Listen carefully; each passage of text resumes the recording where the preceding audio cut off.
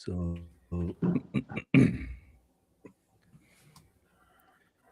hello everybody, and welcome to a very special show. We had to do it so that we keep you engaged because United are not playing this weekend. United are not playing. So I've pulled together this amazing team, as you can see here. We have Kimiyaps, we have KCReacts, and we have United Talks podcast. All of us streaming simultaneously to our YouTube channel. So I'm sure it will pop up. United Talks is still setting up on his own stream. But Kimi, Casey, United Talks, salutations, Guys, man. How are you feeling? How are you doing? cheers, Fine, man. hello, It's good to UKG. have you here. Yeah. Thanks for having us here and all of that. But yes, it's fun. It's going to be a huge show for everybody. So let's keep it going. Let's get cracking. Yeah. So I've been asked by the authority in the house to only allow 1 hour in this show because we know which day it is. So we are only allowed to be here 1 hour. So it's going to be a quick debate. But the first thing, and I'm going to start with Kimi on this. What is happening with United? Because whenever we have a bit of calm, like we think things are coming down, there is always another scandal. United have started winning matches. Then Jim Ratcliffe comes out and puts the club in a very difficult position. What's happening to United, man? I mean, it's yet another day as a Manchester United fan, isn't it? You cannot have 1 week. You cannot have 1 week of just positive news. There has to be always something about Manchester United. And I said this earlier. Jim Ratcliffe is the CEO of the Ineos Group, right? He's just a minority shareholder of Manchester United. I mean, even the interview where he made these comments, it was not a Manchester United interview. The questions he was being asked about was not about football, right? Yeah. Every single place you turn now, it's Manchester United CEO said this. Manchester United, it's crazy. It's just one of the things that come with the environment of being the biggest club in the land. Yeah, United Talks. I hope you've settled down. Yeah. How does this affect United? Because it's a different discussion, but as Kimi has said, it's now a United discussion. It's not really a Jim Ratcliffe said kind of discussion. How does this affect the club? Yeah. In a huge way, it does affect the club from the standpoint of the diversity of players in the team, in the squad. Because I was reading a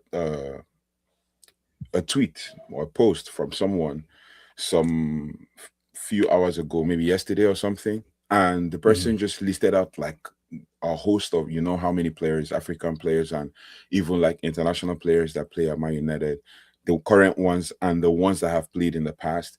Just imagine having all of those and then, having these comments being made. First and foremost, just like Kimiyaps has said, you just have to think, like for him, in as much as he is the co-owner of Manchester United, he also represents the club. He's the face of the club wherever he is.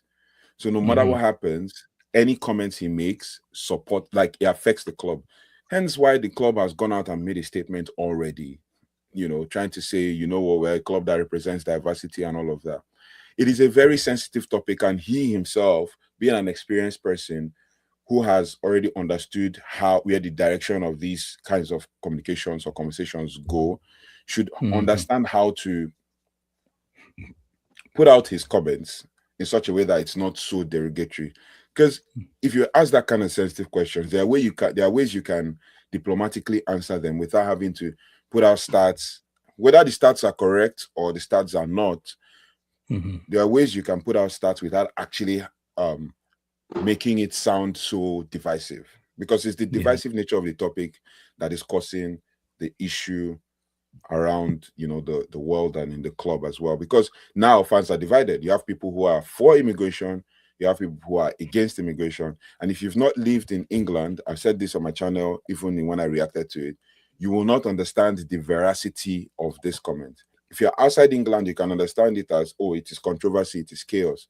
But if you've lived in, you know that that comment is so veracious that it affects everything around, you know, the football club. So him being the face of the football club, it's really dangerous for him to make such a comment. That's my take. Yeah. Casey, you were mentioning that Pep actually came out and said the opposite of it, because of course Pep is an immigrant. He's working for an English club, the noisy neighbors, but sponsors, players are not happy with it. So what happens? And United need money to sign players. Yeah. I have always maintained that right now in the club, we don't need some certain distractions. Everybody, the coach, the players, everybody needs to be careful right now, because anything we do will be blown out of proportion. But this particular statement is not even anything we do. Like United Talk said, this is a very serious issue. I mean, even if that is what in your, if that is what's in your heart, it's not everything in your heart you pour out. If you can take it privately, but you don't come out to say it. And then you just before we started the stream, you said something about him. Not you see the way Abramovich of Chelsea then was targeted. Like they were just waiting for a slip of an excuse to deal with him. Now you said something about him not living in the country and probably not paying tax in that country, and you come on to say something like this. You're just giving them an excuse, and you know everything will be Manchester United. Now everybody will forget that he has other clubs or he has other businesses that he's running. It must be tagged Manchester United, so that if the government want to do anything, they can start. You might lose your shares. Anything can happen. We don't. We just bought the club. Like Kimi said it before, we are not playing in the next few days. Now this is all that is going to be discussed. This is everything that is going to be talked about till United play ball again. And Guardiola, because I've been seeing clips of it, he said exactly the opposite of what Jim said. Then this country was built on the back of immigrants, this, that, yada yada, And I don't like it. Like I said, we don't need those kind of distractions. It's going to cost us. It's going to cost us a lot, probably sponsors and stuff. And you are saying we are broke, and now we are going to be losing sponsors. Yeah, because there were rumors that some players will down their tools. They will not play until he apologizes. The apology came out. Basically, to me, he was doubling down on what he said. And before we came on live, United Talks podcast mentioned and said, hey, this is a very sensitive topic because it's divisive. Kimi also said it's a divisive topic. So focusing on United, whatever is happening in the UK, me living in Kenya, I don't have a lot to say about it. But I'll speak in terms of me supporting the club. I will say what I've always said. When you're in a position of influence, you need to think twice. I would rather you pause, run through the words in your mind, run through the scenarios of how it's going to be interpreted, the perception and all that before you actually say it. Because you see, it was an issue to do with UK politics, and it has affected the club in terms of players, in terms of sponsors, and rightfully so. All of us agree that right now United don't need distractions. Looking at what has happened in January with Amorim, with Fletcher, with Carrick, the last thing we need right now is to have such kind of distractions. So it's a topic where you like, do I even continue saying something or not? Because it's a very sensitive topic, Kimi. It's a very sensitive topic. If I must say something, there's a statement that is always being repeated. Keep politics out of football. Yeah. It's something that we've been talking about for decades now. It seems like both UEFA have laws against it. Even the Premier League has guidelines against keeping politics out of football. But right now, it seems like the politics is coming into football outside of the traditional sources of footballers, right? You're having a minority shareholder at a club bringing politics into football. Now, like you said earlier, it's a sensitive topic. I have my personal opinions about it, but like I will always say, this is not a political platform. It's a footballing platform. So it will be very important to stick to the facts. I know where I stand, and I believe people close to me know where I stand on the conversation of immigration, right? And if you want to look at the standpoint, I think if Kobe Menu's parents are not immigrants themselves, they are children of immigrants, right? That's already a conversation in the room. If you remember, Amad Diallo was subject to some human trafficking scandal just a few years ago. Came all the way from Ivory Coast to Italy. He has moved around. He has experienced that movement firsthand. He has experienced the migration firsthand. So if you're looking at the atmosphere in the dressing room, these people are human beings. If we are sticking just purely to the sports, right? These people are human beings, and they will definitely have friends. They will definitely have friends around, and it's definitely going to have a hit on their morale. And in a way, it's a blessing. It's a blessing that we are not playing so quickly after this incident, because at the very least, you can give the players some time to process the news, find a way to make peace with it, move on. Because for anybody saying the Manchester United player is going to down tools because of what Sir Jim said, then that player is not fit to wear the shirt. Yeah. You are a Manchester United jersey. Whenever you cross that white line onto the pitch, you owe the fans. You owe the fans your maximum effort, right? You owe the fans your maximum effort. So to say you're gonna down tools and all, I feel it's unprofessional from any player. And also, I would like to say this because I've been seeing some other comments. I posted some videos about it yesterday, and I've been seeing some comments too on my DMs and TikTok. They don't even comment on the video; they come straight to my DMs, right? And I would like to say this: Manchester United is one of the biggest clubs in the world, definitely the biggest club in England, not because of only the fans that are currently watching the matches in the stadium. Of course, those are like a big portion of the support. Right? Manchester United, biggest club in the world because of global support. No matter where you go in the world, as long as you're putting on that jersey that United Talks is wearing right now, you will definitely find 5, 6, 7, 10, 1,000, 2,000, 3,000, 1 million people that are supporting that club as if it's a religion. So making certain comments, and a lot of those people around the world will be hoping to migrate. You know, the world is now a global village. It's not like it was 4 decades ago. The world is a global village. It's much smaller than it was. You know, so in my opinion, the 12 days that we have now, 11 days that we have before we play football, is a blessing. We can find a way, this matter out in-house, get some of the players that are already disgruntled on board, and then we keep moving. Now, onto the matter of sponsorships. Now we need to see Omar Berrada and co. earn their money. They have to now prove that they deserve to be paid the big bucks. You have to go. I think we recently announced a partnership with Malaysia Air. You have to go out there, talk to these people, and convince them Manchester United as an institution is different from Sir Jim Ratcliffe as an individual. True. That is another cogent point that needs to be cleared out, right? If you're talking about, sponsors will not want to come to the club. No. Manchester United as a footballing institution is very different from Sir Jim Ratcliffe as a human being, right? It's very different from the Glazers as human beings. So I think that is where Omar Berrada and the rest of them up top that are more experienced in marketing and all that are going to have to prove to us that they actually deserve to be paid the big bucks that they are being paid. We can't be losing sponsorships because of what Sir Jim said. I mean, like you said, the apology, I used the air quotes intentionally. That was not an apology. The apology was more like, I'm sorry you got hurt by what I said, but it is what it is. Things easier.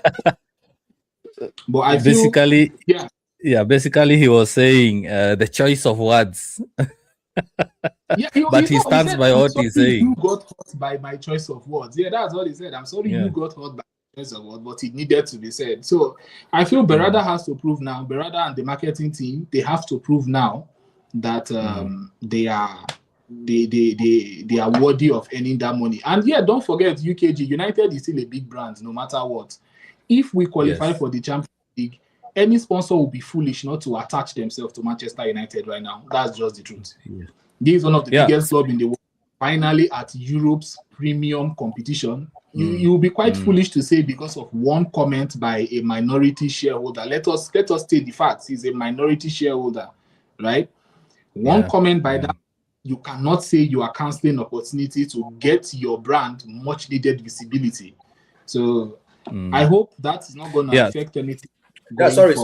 Just let me just drop it quickly. Kimi said something about it will be disappointed if the players go on to they said something about a form of protest or something about that. See, football these days is all about brand. They are doing that thing for self-preservation. If they don't do that, the brands too will sponsor them because each of them have individual brands. That's why not wearing like, I don't want to sound political, not wearing the handband, the colored handband is a big deal. Not doing for certain things, it is not taking the knee is a big deal. It's for their personal brand. They're not even about, they don't care about us, or if they might not actually care about what Jim said. It's just personal brand. So that those brands out there, because these things are popular these days. I mean, Trump won election just because of something like this. You understand? So this is a problem. So before you go, United. The reason why I want to just add to something, because I saw this before Jim Ratcliffe made his apology, or so-called apology. I think it's Kevin Keegan. I think he's one of those financial football analysts or financial football journalists who made a comment that Michael Carrick is going to address the players to try to kind of separate Sir Jim Ratcliffe's comments from the club and the stance of the club. And I start thinking, I'm like, okay, does he need to address the players to try to bring them on side? Because at the end of the day, like you guys said, they are all playing for their brand. Are they gonna like when I hear that players down tools, maybe like a year ago, I used to think a player will not just down tools because of a certain maybe manager or style of play or system or anything, and then now you say, and now you're hearing players are going to down tools for a comment made by the co-owner. He is a co-owner. He owns only 27%. But yes, like I said, he's the face of the club, the footballing aspect of the club and everything. But then it just boils down to the fact that this club is too big. Like Kimiyaps just said, it's too big, and there's it's bigger. In fact, unless you're in the club, you would not know how big it is. It's beyond just Old Trafford and Carrington Training Ground. It's such a big brand. But yeah, I just had to make that comment because that was what I saw immediately after the comments. Next thing I heard was that Michael Carrick was going to address the players. That's pretty much. Yeah, I don't think it's the right thing to do. He's not been hired to sort out political issues. He's not been hired to sort out leadership issues at the board level. He's been hired to just manage the team and win matches. And speaking of shareholders, one of the majority shareholders, Avram Glazer, has reportedly placed a $1.8 billion amount to buy Royal Challengers Bengaluru. That is an IPL club in India. So United talks. United are in huge debt, close to 1.2 billion, if not 1.5, and then they are taking a $1.8 billion amount to bid for an IPL club. And reports started coming out yesterday that United have extended their loan. What's going on, man? You see this financial situation that the club is in, like it's not going to end until the Glazers are gone. Not gonna lie. Since 2005, since they took over the club, they've been drowning this club from head to toe. Whether they're looking for sponsorships or they're looking for an opportunity to bring more money to the club, they are still drowning the club. And that's why people are not completely satisfied with the way Sir Jim Ratcliffe took over the club. Now, if Sir Jim Ratcliffe bought the entire club, that would have been, maybe you guys are saving us from this guy, the Glazers. Now we're caught between two people. I don't want to say anything negative other than the fact that we're caught between two of them, based on the fact that one is busy drowning the club. They've taken millions and millions of dollars out of the club, or pounds out of the club every year in dividends. And then they are using that money to invest in all of their other businesses. You think about even like the NFL club, and the NFL club they own. You see the standard of the facility that they have. Even before Sir Jim Ratcliffe said, okay, we're going to put in 50 million to be able to upgrade Carrington, you needed to have seen the standard of the facility that the football club had. That so much so that they didn't even want Man United players to come to the training ground of that football club because they don't want them to see what is going on in there. But even you as a fan from the outside can see that these guys poured in money into their own baby project. That is what it is. So there is a whole lot riding on the fact that the Glazers are just drowning the club. That's all I can just say. They're just drowning the club. And then they are using the monies that they get from drowning the club to build more, invest in more businesses and buy more stakes in different clubs. And it's just so disappointing and annoying. The 1.8 million or billion or whatever amount of money they wanted to use to buy the IPL club could have been used to invest in this beast of Manchester United, to actually raise the club to a higher standard, to make more than 1 point whatever million or billion for their own coffers. They can even use it to pay off the debt. But you know, the big guys, they always like to ride on debt and continue to extend these kinds of things. And I wish that now it even makes us wish that why didn't we have, you know, the Qataris or the Saudis take over the club and just clear out the debt. That's what it makes everybody now wish. Because you have Sir Jim Ratcliffe, who is now said to be in bed with the Glazers. And then you now have, you know, the Glazers just drowning the club. That's all I can say that they're doing, just drowning the club on a daily basis. And it is not good. And obviously, there's a narrative going out there that the British will not let Man United die because Man United is an English club and it's the face of English football. But yeah, they still allow the American owners to drown the club, and they've been doing that for more than 21 years. That is bad. Yeah. Casey, what do you think about setting up a GoFundMe? We pay off the debt.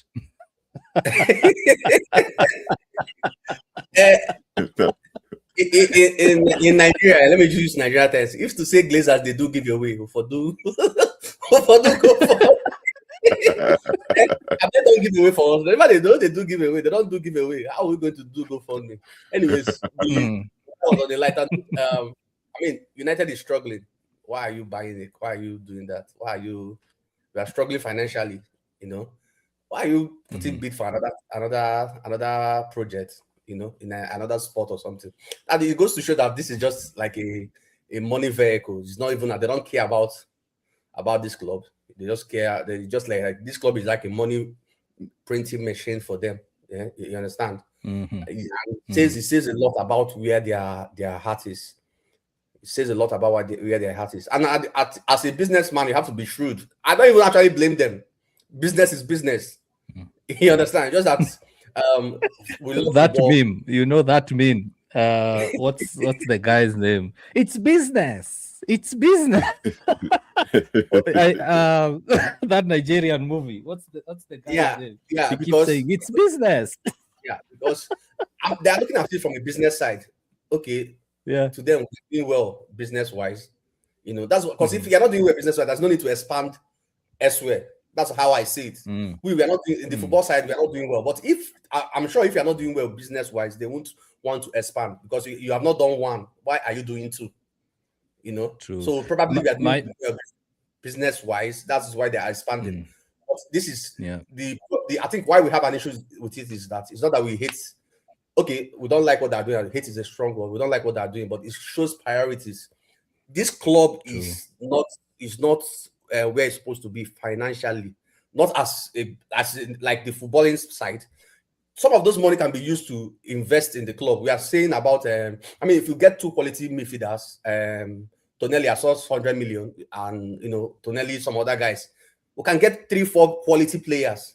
They will go a long way in helping this club to achieve whatever thing. No matter back, if we have Anderson and Tonelli in our squad, if like played 2-6-2-1, I'm sure we'll play well. It's not about no matter formation we play. It's true. If we have those guys in our team, if we have Tonelli, Anderson, maybe Diamande then gets a left wing back or a right wing back. You know, no matter what formation is not a problem. If we qualify for Champions League, we'll start making money.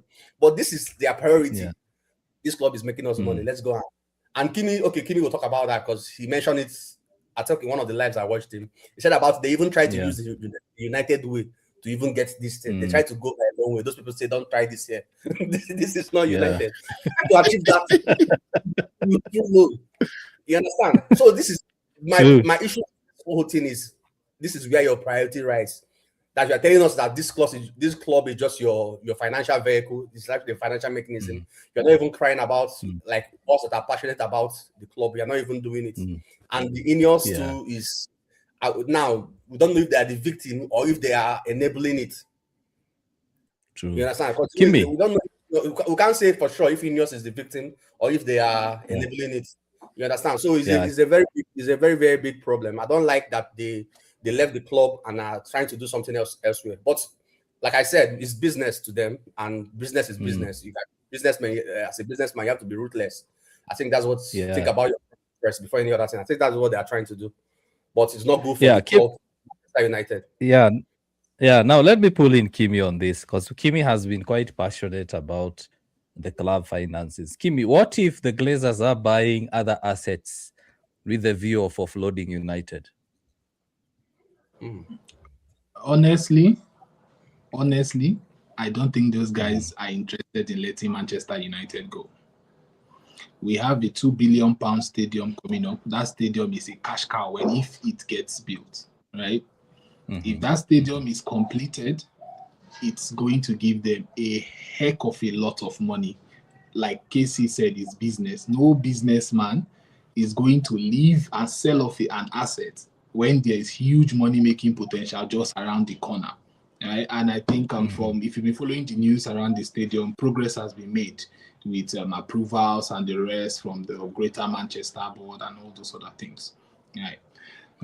Casey said hate is a strong word.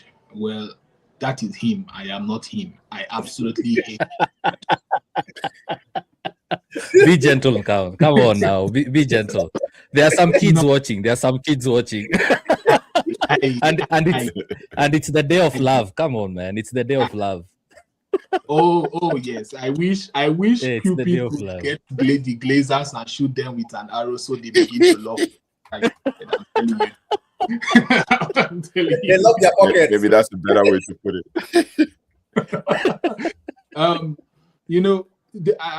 I was discussing with a friend last night. We're just having a few drinks and we're discussing about the whole issue with Sir Jim.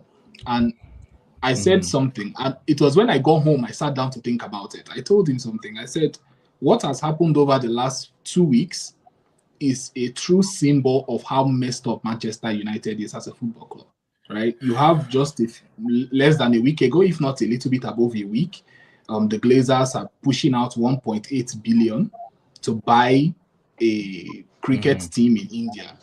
And then a few days later, you have the minority shareholder, the person that is supposed to be in charge of football operations, making a gaffe in an interview, right? It just shows where we are as a club. It shows how unfortunate we are with ownership.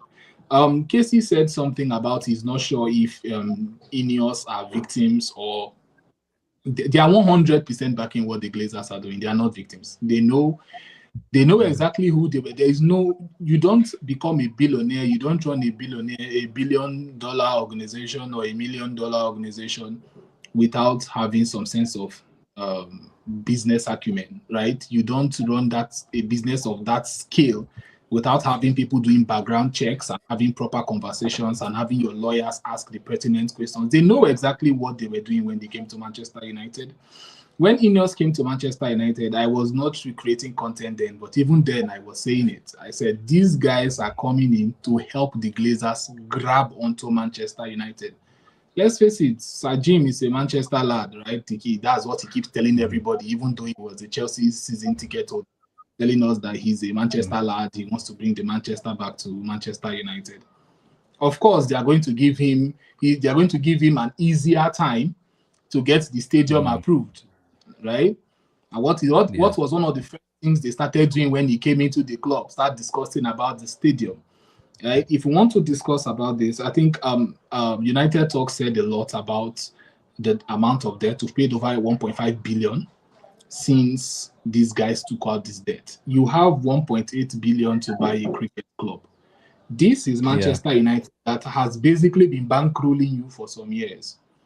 Can you not pay off some of these debts? Because if it's even business, let's look at it from this angle. Is Manchester United winning Champions Leagues and Premier League trophies not better for the business that they are trying to run as a football? You're trying to run a football club. Is running a successful football club not more profitable than running whatever Manchester United is right now? It just makes more logical sense. If Manchester United are winning, they are not in debt, they are getting trophies, getting the best players in the world, the marketing is going to even be more outrageous than it is right now. We are struggling now, and we are still constantly fighting at the top of the Deloitte Money League. Imagine if Manchester United was top of the table by April. You can imagine. You can check the viewership. Manchester United against West Ham was more viewed than the Super Bowl. That's a random Premier League game between Manchester United and a relegation battling team. It's not even a title battle. So now you can imagine a title battle between Manchester United and Arsenal in April. You can imagine how big it is. So if it's business, it serves you better. You've made your money from this club. You've made some decent amount of this club. We're not even saying don't spend your money in India. The reason why it seems like a slap in the face to every Manchester United fan is you keep telling us you don't have money. The club keeps... Let's not forget, Ineos sacked over 400 people from Manchester United. We seem to want to sweep that under the rug, right?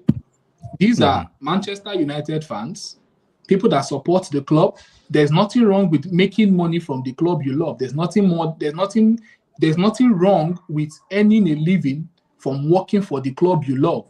400 plus people were fired just because they wanted to keep giving people like Luke Shaw £100,000 contract a week. Now, no hate to Luke Shaw. I just decided to use his name because he's one of the players that just came to my lips, right? But these are the issues that we're having at the club. The club is sinking financially. They are sacking players. We are having to basically look under our couch to see if we can see any coin or change that we can use to run the club. And you have the owners of the club spending or looking to spend 1.8 billion to buy a cricket club. And mind you, they are negotiating now new terms to continue this loan. They're not talking about paying it off. They're just negotiating new terms. The interest they are going to pay over the next God knows how many years, probably another 20 years or another 30 years or 15 years as the case may be. We are supposed to be done paying off this loan in 2027. They are negotiating now not to pay off the loan, but just to renegotiate the interest payments. So the club will keep bleeding more money every single year. A club of Manchester United's revenue should not be talking about PSR every season. I will keep saying it no matter what people want to tell me, no matter how you want to gaslight me about Manchester United's finances, there is absolutely no reason why a club of Manchester United's revenue annually should constantly be walking a tightrope. We are not Aston Villa. No disrespect to Aston Villa, right? No disrespect to Aston Villa. We are not Aston Villa. No disrespect to Newcastle. We are not Newcastle. We have the money coming into the club. We get the money through people coming into the stadium, through our football matches. Even this season, when we are playing our fewest matches in God knows how many years, we are still raking in the money. We are still raking in the money. There is absolutely no reason why Manchester United will spend 250 million on transfers in one window, and they are making it sound as if they bought heaven and earth. Forgetting that in that money, that was not our net spend. You know, when people talk about transfers, I always laugh. If you want to discuss Manchester United's transfers, you also need to take into account how much they sold players for in the summer. You also need to take into account how much the wages that left the club was worth. Sure. A player earning £300,000 a week, for example, that is how much? We are looking at 1.2 million every month on just wages. Multiply that by a year, that's how much? We're looking at, how how much now? We're talking about almost 10 plus million or 12 million, if I'm not mistaken, in a year. That is money being saved by the club. So if you want to discuss, we spent 250 million pounds on Matheus Cunha, on Mbomo, on Sesko. How much left the club? What was our net spend? I can bet you our net spend was not up to 200 million. And these guys keep pushing this, the actual money we spent on buying players as the only money we got. It's really irritating. It's really irritating. It's more or less that people are focusing on. Sorry, UKG. There's a part of the interview that people are focusing on, and it's really clever work, right? It's really, really clever work. People are focusing on the more inflammatory part where he talked about immigration. They are forgetting about the part where he talked about Ineos doing a good job at Manchester United. I watched the full interview. He said Ineos are doing a good job at Manchester United. When they came, the club was in debt, blah, blah, blah. They had to fire a lot of people, and now they've made a lot of good decisions, and he has done a good... What good job has he done? What has he done? Sacked 2 managers in the space of 2 years. Is that a good job? Right? We are currently on our 4th manager under Ineos, and we're going to move to 5 in June. You brought in a director of football from Newcastle, sacked him in the space of 1 year. I'm not just talking about you bringing these people and letting them leave for free. You're spending money. Between Amorim and Ten Hag, they spent almost 35 million pounds, if I'm not mistaken. Right? You can fact check me on that. I'm not really 100% sure, but it's within that window, both hiring and firing them. Right? True. You're talking about getting Danash for 12 million pounds court case. You settled the Newcastle to get him in. You fired him less than a year later. The only thing you've done is, I can say, okay, yes, they set up a recruitment system that now the recruitment at the club has been much better. It's about time. A club of Manchester United cannot be moving around like a headless chicken in transfer window anyway. It's about time. I will give you credit for that, but 1/10 is not really a pass mark. It's really unfortunate whenever you look at ownership of the club. It's unfortunate, man. Yeah, it's what you've mentioned about spending, the expenditure, the net spend and all that. It's more or less like someone who owns a business. They buy stock. Let's say they can buy stock at 100 million. And then they sell. After they sell, they get double that, 200 million. They cannot now come and say, oh, I've made 200 million out of the business. No. You did spend money on stock. So if you spend 100 million on stock and you got 200 million out of it, the profit is 200 million. So if Ineos bought players at 250 million and the money they brought in from the loan with obligations and sales is, let's say, 100 million, then they spent 150 million. And to put it in simple terms, Manchester United having a net spend of 150 million, I'm just giving an example, a ballpark figure. It's not really much money to brag about. You look at Arsenal, City, Liverpool, other clubs around United that are quote unquote big as United. They are spending 600, 500 million. Then their net spend goes down to the same amount as United. Because if City spent 600 million in a span of 12 months, how much have they accrued in terms of selling players? And that's where now we go to the next bit, the next discussion. Amorim was there. He's become a very, very sensitive name to mention. Whenever you mention Amorim, it's like you're opening wounds. It's like you're opening wounds. And I'll start with the United Talks on this. I made a video stating that Carrick, there is a huge probability. Actually, that was my first statement. There is a huge probability that Carrick is benefiting from Amorim's work, especially when it comes to off-field matters, getting rid of toxicity, some of the passengers and all that. But now one of the questions United Talks I want to ask, as well as Casey and Kimi, is guys are asking, if Amorim set it up, why did he not benefit from it? Why is Carrick succeeding and Amorim failed?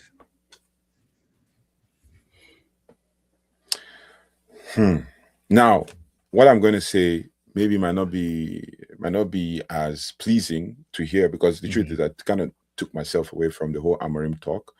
But each and every time I decide to take myself away from the Amorim talk, the Amorim outers will bring me back. And then when I talk, they say, no, I don't want to let go of Amorim. I don't want to move on from Amorim. I have moved on, but you've brought me back into the Amorim conversation. You brought a manager and told the manager, we like what you're doing at Sporting, right? We like what you're doing at Sporting, and we want you to replicate it there. What do I mean? You can bring up young players. You know how to work with a shoestring budget. You know how to build a team from ground up.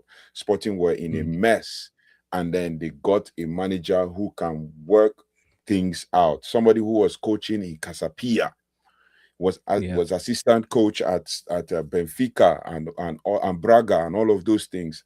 You brought him. He came, saw the chaos, weeded out the chaos, weeded out players that were causing problems, even when fans were already entering the training ground. He weeded them out and then got the players in, including, even up until the time he left, he brought up a certain player that played against us and played really well at West Ham in Mateus Fernandes. Nobody even thought about that. But Mateus Fernandes played under Ruben Amorim for 1 year and was sent out on loan. And from there, the club needed more money, so they had to sell him because he was their asset.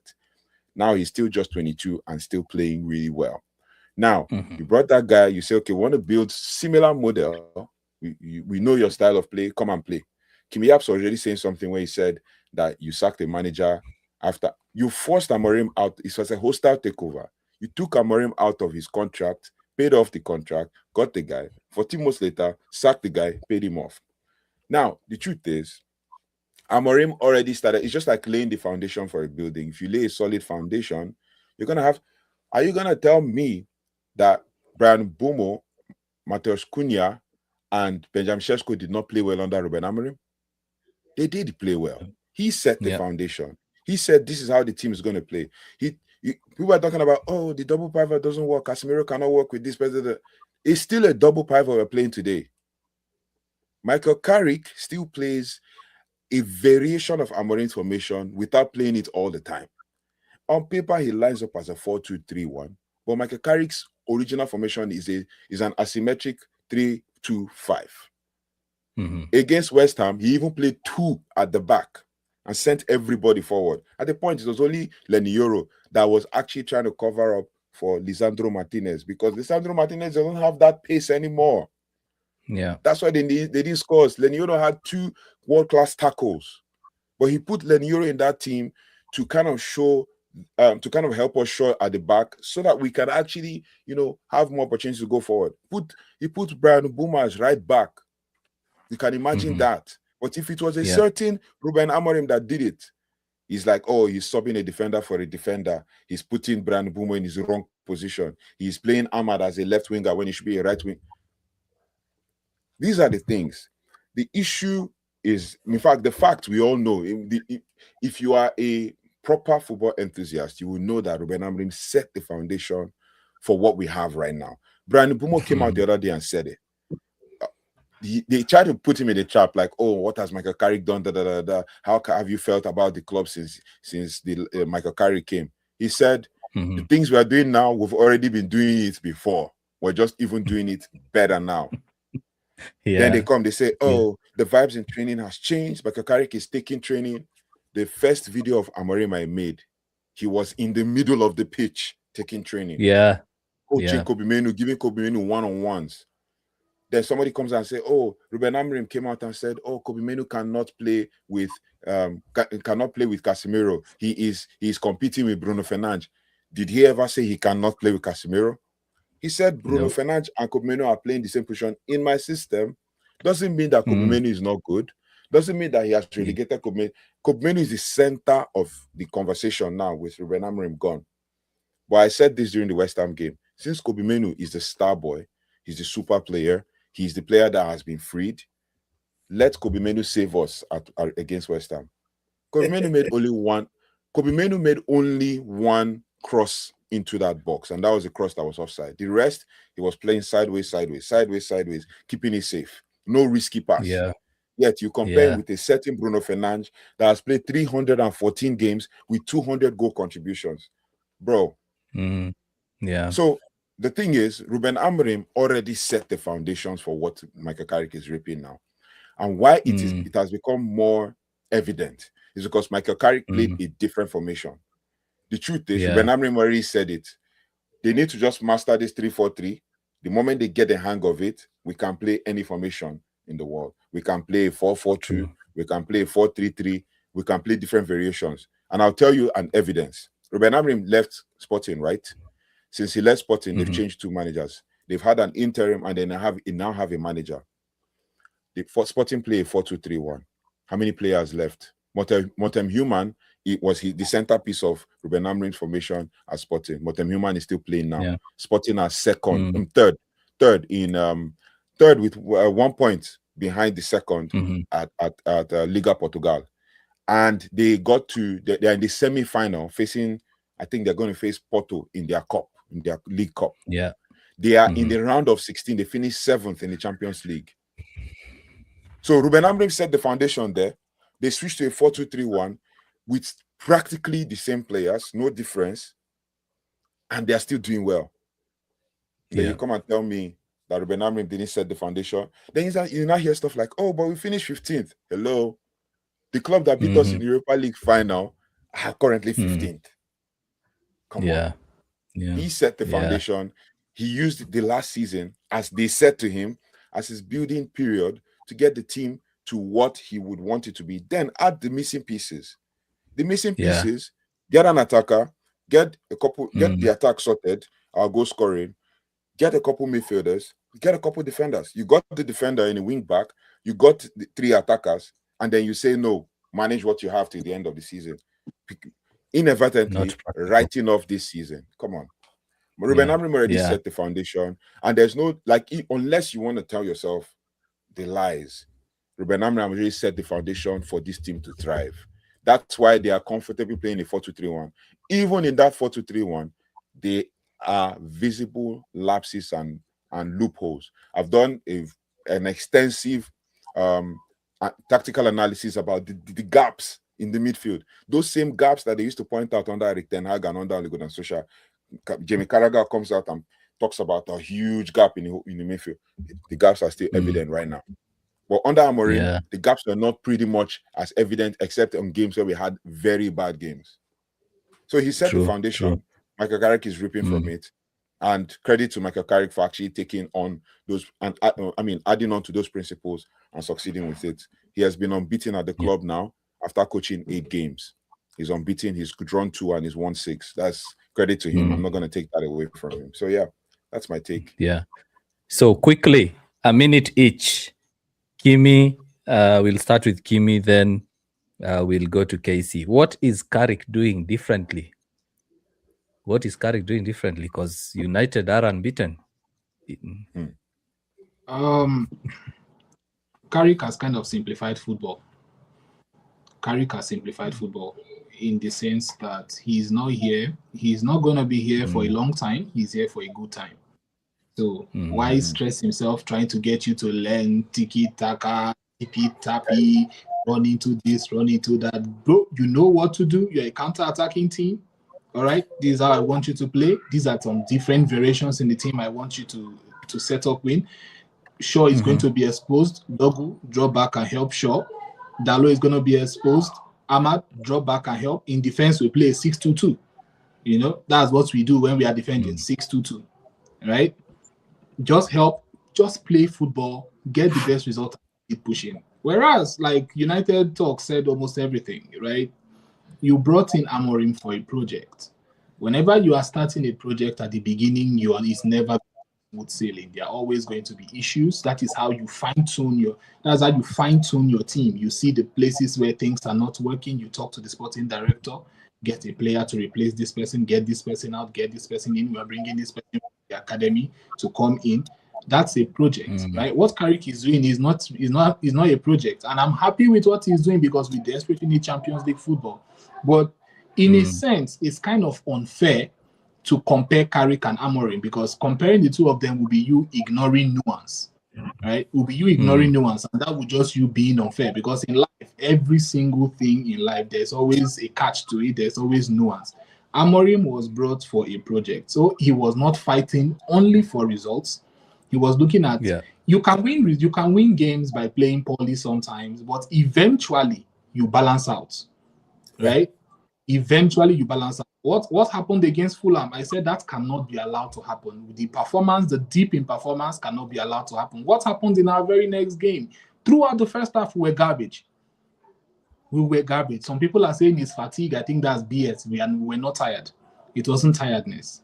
There was something that switched off in those players' head. And we've seen that light switch go off under Ten Hag. We've seen that light switch go off under Oli. We've seen that light switch go off under Jose Mourinho. That is what the project is about. Getting some of these players that are prone to switching off out of the team, because that is very contagious, right? And also, finally, I would like to say this. When it comes to you talking about a manager that was brought in halfway through the season to put his best foot forward, because let's face it, Crystal Palace now are looking at him. Tottenham Hotspur, I think there were rumors that Tottenham Hotspur were considering him. He's not just playing for Manchester United shirt or for Manchester United suit at the end of the season. There's a possibility this can push his career forward. He needs to win. He needs to do whatever it takes to win. Amorim was doing whatever it takes to win within the project, right? So there were certain players that he was giving game time that probably wouldn't have gotten game time if he was desperate to win every single game. People like Heaven, Euro, there was a lot more patience. Now, I don't think there's that much patience. You don't do well, you're going to go to the bench. I need to win the next game. So I think comparing the two of them will not be fair. Carrick has done a great job, and whether people will agree or not, Ruben Amorim did a great job giving the tools he was given to work with. I think we're almost done with the stream because of the time, but on a later date, if we have more time to discuss, we can actually discuss around how Amorim was basically working with one hand tied behind his back, right? And he did the best with what he had. He did the best with what he had, and I believe Carrick is doing a good job given what he's having to work with. Because let's not pretend like Carrick has everything at his disposal. He's also being hamstrung. At least he agreed to what he's facing now. He knew he was not in January.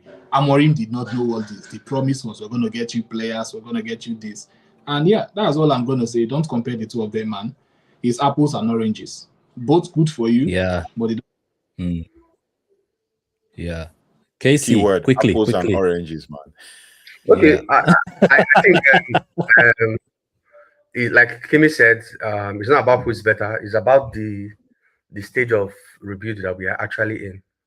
Amorim represented system, but Carrick is representing. I mean, Kimi made a very, very important statement. Look at what we have. Are you going to work with this? Carrick said, no problem. I'm not, to the extent that he said, I'm not promising you guys Champions League football. He understand. So he already knows what he had before he signed. But I'm sure a lot of assurances and reassurances were made to Amorim before he took that job. We'll do this for you. We'll do this for you. You know, and Amorim coming to United was about the club serving the system and not the other way around. That's why a lot of players didn't actually play, like Meno and the rest. Now, the players are saying Ahmad Ahmad now they're starting to paint Ahmad like a scapegoat. You know, yes, effective. Not somebody was saying bench Ahmad. I was like, you know. Now I'm not saying yes. Everybody should be benched. I don't want to hear.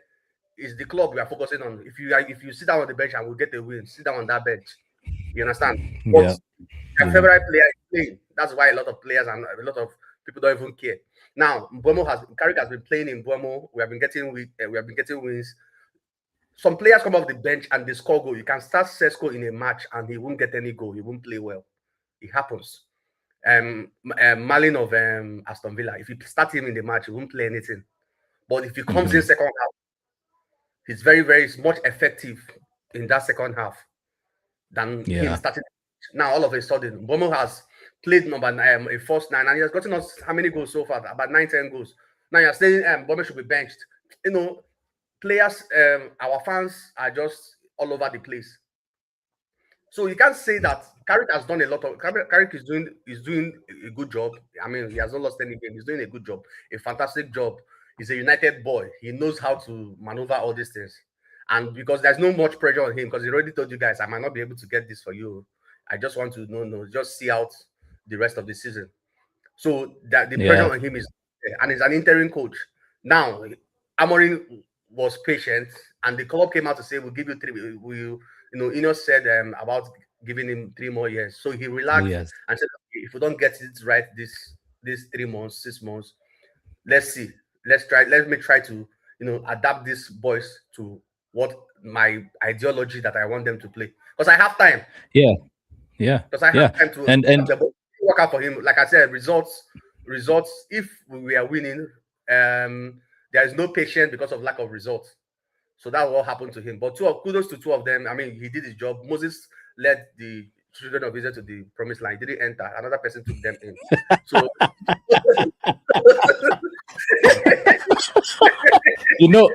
Casey, that's the best example of the day, bro. So you can't say that Moses didn't try. I mean, 40 years in the wilderness is not a child's It's not easy. So yeah. 14 months on the dugout is not a child's play. True. 14 months with United too. Yeah. So anyway, because of time, we only have 3 minutes left, and I wanted to ask a quick question, but I'll give 30 seconds to each.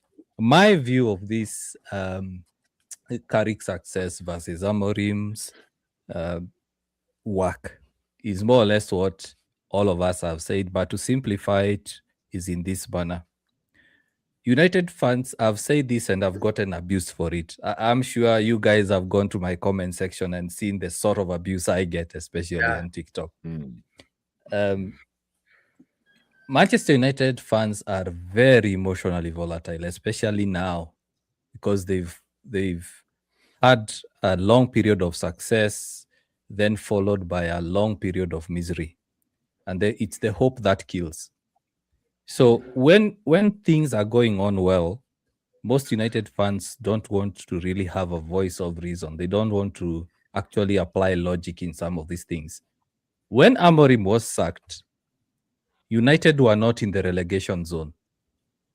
Facts. United were not in the relegation zone. Carrick has picked up from... Yes. Carrick has picked up from 6th place. And we just saw in the West Ham game, when United were down 1-0, United had dropped to 6th position.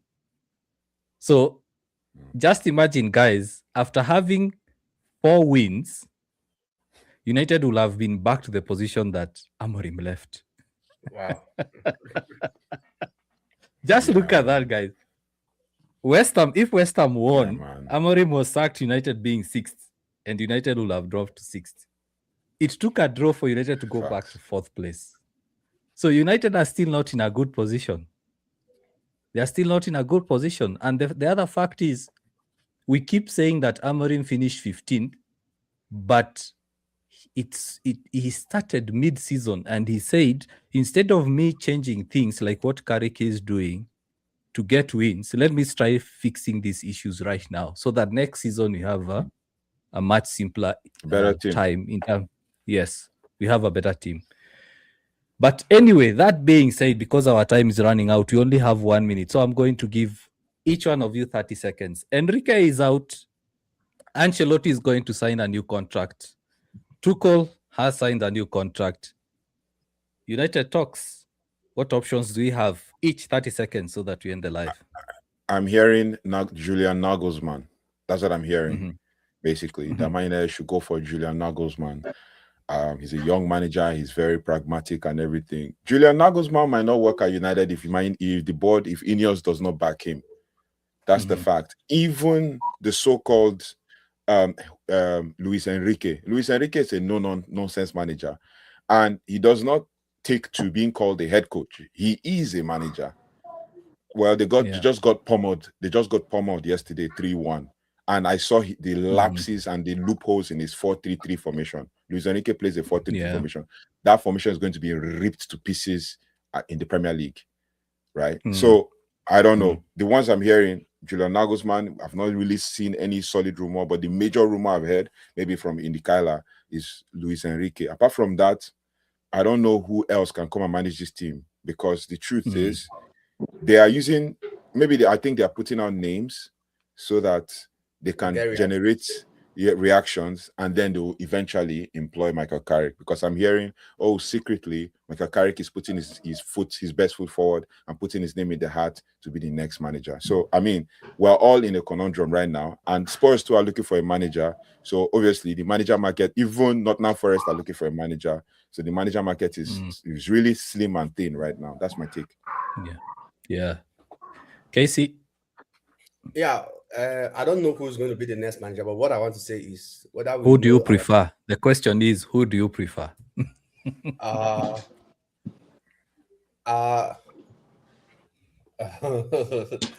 There's no preference. Don't worry. Don't stretch yourself. Don't stretch yourself.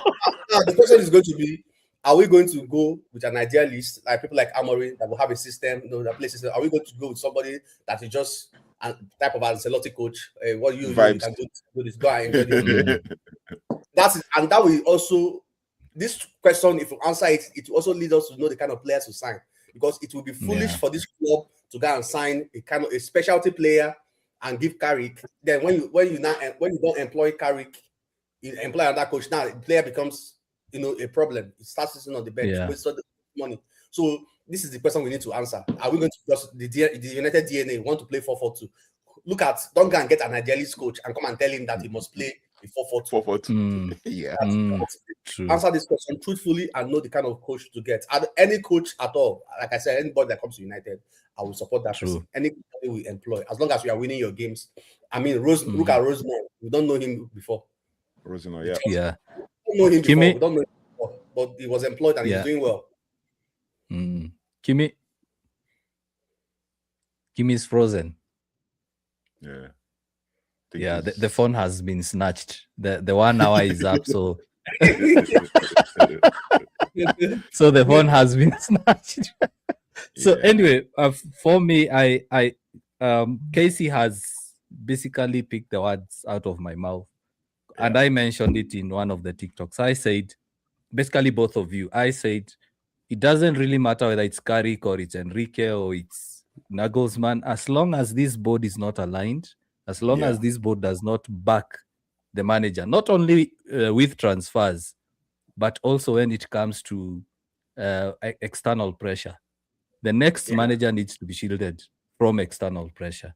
Because one thing we've seen a lot is these guys, Ineos, before that Glazers, they always hide behind the manager.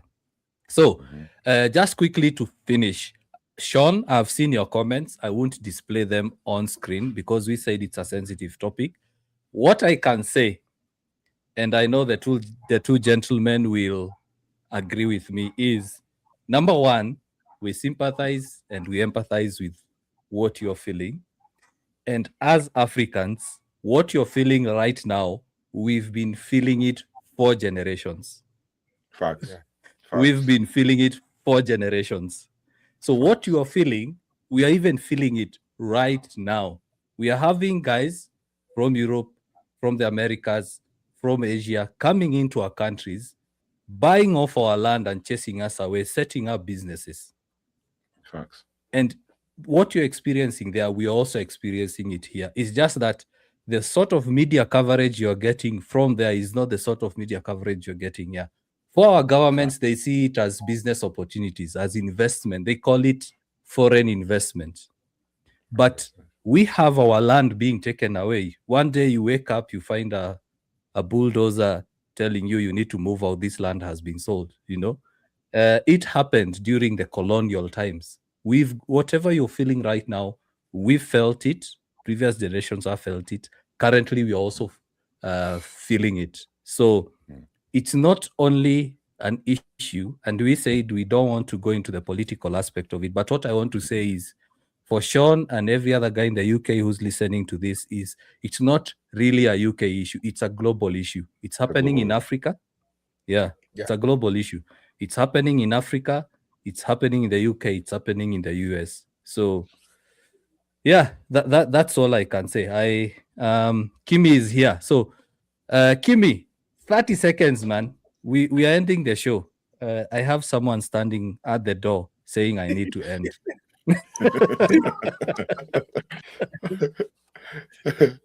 So, Kimi, You are to tell us who do you prefer as the next manager. Then we end the live. Okay, with the way things are going right now, I think it's Michael Carrick, man. That's just the truth. Because there is I don't see any world-class manager deciding to come to this club given the structure we have right now. So if we are not going to get a world-class manager with what I've seen from Michael Carrick, just keep him. There's no point. Because Enrique is not going to work with Wilcox.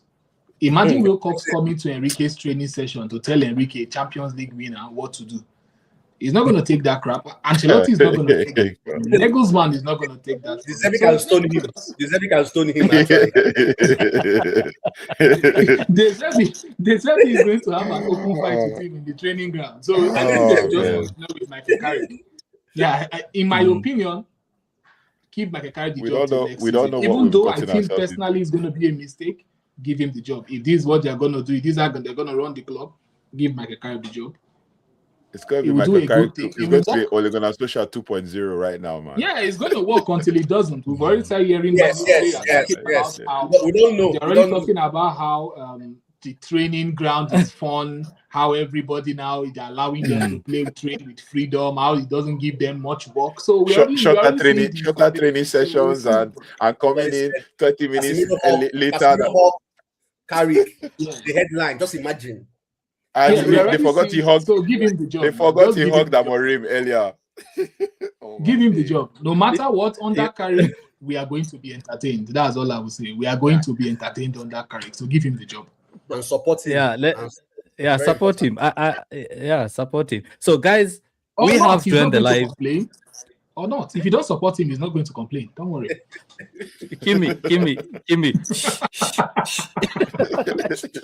Guys, we have to end the live. Go to another level right now. All right. Thanks for having me. So guys, thanks. Just quickly, you can see the names there on the bottom. We did a multi-stream, not only on UKG. We also did on the KC Reacts YouTube channel. We did on UTP's, that is United Talks podcast channel. Kimi, unfortunately, we were unable to set it up before we started. But make sure you take a screen grab of all those names. Go to TikTok, go to YouTube, go to Instagram, all across all platforms. Make sure you subscribe. We always do this. Especially on Saturdays. So, guys, I know you want me to continue speaking, but our missus, the ladies will get. No worries. Yeah, we understand. Yeah. We understand. Okay. See ya, guys. Mine's already been walking around, so we're all good. Okay. See ya, guys. Bye bye. Yeah. All right.